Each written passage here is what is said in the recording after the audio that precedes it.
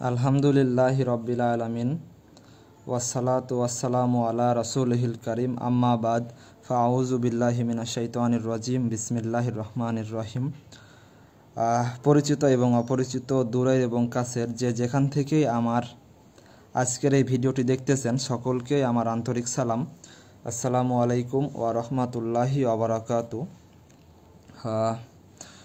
গুনাহে জারিয়া নিয়ে আমার ভিডিওর ধারাবাহিকতায় আজকে হচ্ছে 3 নাম্বার ভিডিও। তো আজকের ভিডিওর আলোচনার বিষয়বস্তু হচ্ছে গুনাহে জারিয়া কথাটির শাব্দিক অর্থ বিশ্লেষণ। আজকের আলোচনার বিষয়বস্তু হচ্ছে গুনাহে জারিয়া কথাটির শাব্দিক অর্থ বিশ্লেষণ। তো আমরা মূল আলোচনায় প্রবেশ করি। গুনাহে জারিয়া, গুনাহে জারিয়া এইটাকে ভাঙলে দুইটা শব্দ আমরা পাই। একটা হচ্ছে গুনাহ এবং দ্বিতীয় শব্দটি হচ্ছে জারিয়া। গুনাহে জারিয়া এই শব্দটিকে ভাঙলে আমরা দুইটি শব্দ পাই, একটি হচ্ছে গুনাহ এবং অপরটি হচ্ছে জারিয়া। তো এবার আমরা চলুন দেখি যে গুনাহ এটি মূলত কোন ভাষার শব্দ এবং গুনাহ বলতে মূলত কি বোঝায়। তো আপনারা দেখতে পাচ্ছেন যে হাদিস বিডি এই ওয়েবসাইটে গুনাহ কাকে বলে এ প্রসঙ্গে বলা হয়েছে, গুনাহ শব্দটি বাংলা ভাষায় বহুল প্রচলিত হলেও এটি মূলত ফার্সি শব্দ। গুনাহ বোঝাতে বাংলায় আরও একটি বহুল প্রচলিত শব্দ হচ্ছে পাপ, অর্থাৎ গুনাহ এবং পাপ এই দুইটি শব্দ দ্বারা মূলত একই বিষয়কে বোঝায়। তো এখন আমরা জানব যে এই গুনাহ বা পাপ যেটিকে আমরা চিনি আর কি, তো এই গুনাহ বা পাপ মূলত কাকে বলে এই বিষয়ে উইকিপিডিয়া থেকে আপনাদেরকে একটা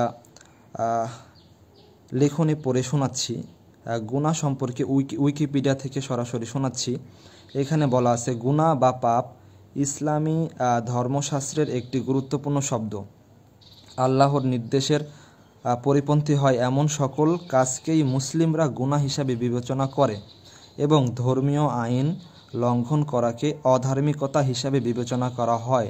আল্লাহর কোনো আদেশ না মানা ও কোনো নিষেধ থেকে নিজেকে বিরত না রাখাই মূলত গুনাহ।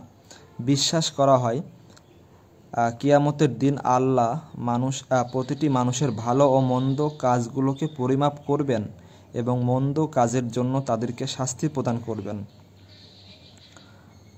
আল্লাহ ক্ষমা না করলে ওই ব্যক্তি পরকালে জাহান্নামের আগুনে দগ্ধ হবে বলে বিশ্বাস করা হয়।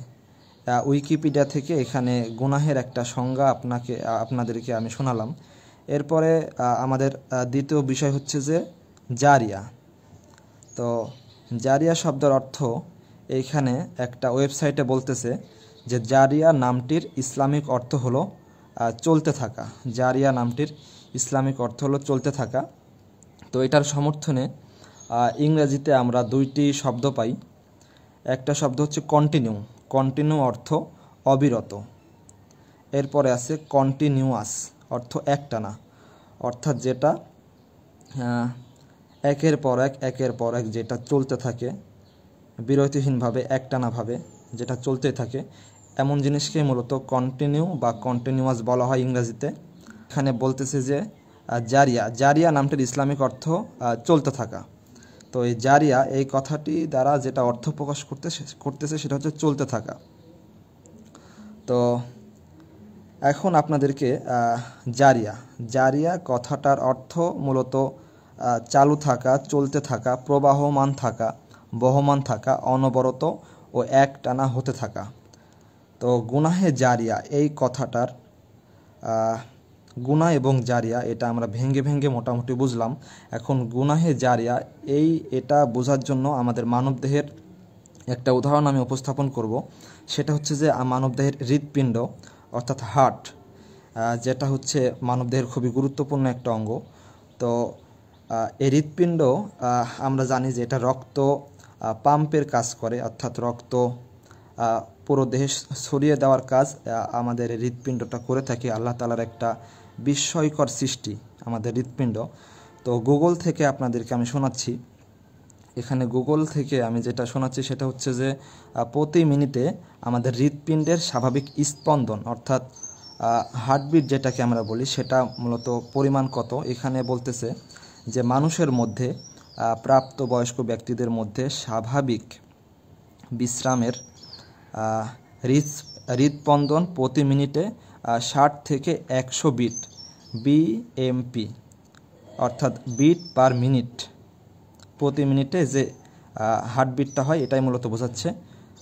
60 থেকে 100 বিট পর্যন্ত হয়ে থাকে, যেখানে শিশুদের স্বাভাবিক বিশ্রামের হৃদস্পন্দন বেশি হয় এবং বয়সের সাথে পরিবর্তন হয়। অর্থাৎ মানুষের বয়স কমা এবং বাড়ার সাথে এই হৃৎপিণ্ডের এই হার হৃদস্পন্দনের হারটা কম বেশি হতে থাকে।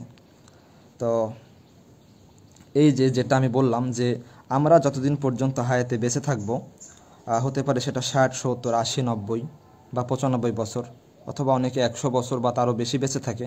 তো তার মধ্যে আল্লাহ তাআলা যেদিন প্রথম রুহু দিয়েছেন, এই রুহু দেওয়া থেকে নিয়ে শুরু করে তার জীবনের একদম হায়াতের শেষ মুহূর্ত পর্যন্ত তার হৃৎপিণ্ড অনবরত একটানা অব্যাহতভাবে চলতে থাকবে, এটা কাজ করতে থাকবে। সে জেগে থাকলেও, সে ঘুমিয়ে থাকলেও, সে যেই কাজই করুক না কেন তার হৃৎপিণ্ড এটা চলতে থাকবে। হৃৎপিণ্ড যেই দিন কাজ করা বন্ধ করে দেবে সেই দিন সে মৃত্যুবরণ করবে। তো গুনাহে জারিয়াটা ঠিক একই রকম। এই হৃৎপিণ্ড যেমন 60, 70, 80 বছর হায়াতের শেষ মুহূর্ত পর্যন্ত হৃৎপিণ্ড যেমন রক্ত পাম্প করতে থাকে, তো কেউ যদি গুনাহে জারিয়ামূলক এমন কোনো গুনাহ করে ফেলে যে গুনাহটা গুনাহে জারিয়াতে রূপ নেবে, এই গুনাহটাও যতদিন পর্যন্ত এভাবে চলতে থাকবে তার আমলনামাতে এভাবে করে গুনাহ কিন্তু লেখা হতে থাকবে। এটা পরবর্তী কত বছর এটা সুনির্দিষ্টভাবে বলা কঠিন। এটা মূলত ওই গুনাহের উপর নির্ভর করতেছে যে ব্যক্তি মূলত কতদিন পর্যন্ত এই গুনাহটা করতেছে, এটার উপর নির্ভর করতেছে, এবং এই গুনাহের সিলসিলা চেইন ধারা কতদিন জারি আছে এটাই আর কি এটার উপর নির্ভর করতেছে। তো এখন আমি সংক্ষেপে আপনাদেরকে একটা বিষয় বলবো, সেটা হচ্ছে যে গুনাহে জারিয়া হচ্ছে যে গুনাহের ধারা দীর্ঘদিন পর্যন্ত চালু থাকে, যে গুনাহের সূত্র ধরে বহু লোক আবারও ওই একই গুনাতেই বারবার লিপ্ত হয়। হ্যাঁ, যে গুনাহের ধারাবাহিকতা ও প্রবাহ বন্ধ করা একটু কঠিনই বটে, যে গুনাহে পৃথিবীর কোটি কোটি মানুষ লিপ্ত হয়ে আছে, যে গুনাহগুলো দীর্ঘ সময় ধরে আমলনামায় লেখা হতেই থাকে। একজনের গুনাহ করার দেখা দেখি অন্য কেউ যে গুনাহগুলো করার উৎসাহ পায়, এটাও গুনাহে জারিয়া। যে গুনাহের কারণে কবরের আযাব বাড়তেই থাকে, এটাই গুনাহে জারিয়া। ঈমান বিধ্বংসী গুনাহের পরেই যে গুনাহকে নিয়ে ব্যক্তিগতভাবে আমি নিজে সবচেয়ে বেশি ভীত এবং আতঙ্কিত, সেটি হচ্ছে গুনাহে জারিয়া। গুনাহে জারিয়া মুমিনদের জন্য একটি আতঙ্কের নাম। গুনাহে জারিয়া মুমিনদের জন্য একটি আতঙ্কের নাম। তো গুনাহে জারিয়ার ভয়াবহতা তুলে ধরার জন্য আপনাদেরকে আমি আরও একটি বিষয় এই ভিডিওর সর্বশেষ অংশে এসে বলবো, সেটা হচ্ছে যে দর্সগা একটা ইসলামিক ওয়েবসাইট। তো এখানে গুনাহে জারিয়া সম্পর্কে 2022 সালের ডিসেম্বর মাসের 7 তারিখে কিছু কথা এখানে লেখা হয়েছে। তো এখানে বলা আছে যে গুনাহসমূহের মধ্যে গুনাহে জারিয়া খুবই ভয়ানক ও পরকাল বিনাশী পাপ। গুনাহসমূহের মধ্যে গুনাহে জারিয়া খুবই ভয়ানক ও পরকাল বিনাশী পাপ। এই কারণেই গুনাহে জারিয়ার ব্যাপারে বান্দাকে সবচেয়ে বেশি সচেতন করা হয়েছে। মানুষ ব্যক্তিগত অনেক বড় অপরাধ করেও নিমিষেই আন্তরিক তওবার মাধ্যমে সেই পাপ থেকে রেহাই পেতে পারে, কিন্তু একটা গুনাহে জারিয়ার দায় শোধ করা খুবই কঠিন। আমি শেষ লাইনটা আবারও রিপিট করতেছি। এখানে বলতেছে, কিন্তু একটা গুনাহে জারিয়ার দায় শোধ করা খুবই কঠিন। কেন কঠিন এটা পরবর্তী ভিডিওগুলোতে আস্তে আস্তে বলবো ইনশাল্লাহ। তো আজকের ভিডিও এ পর্যন্তই।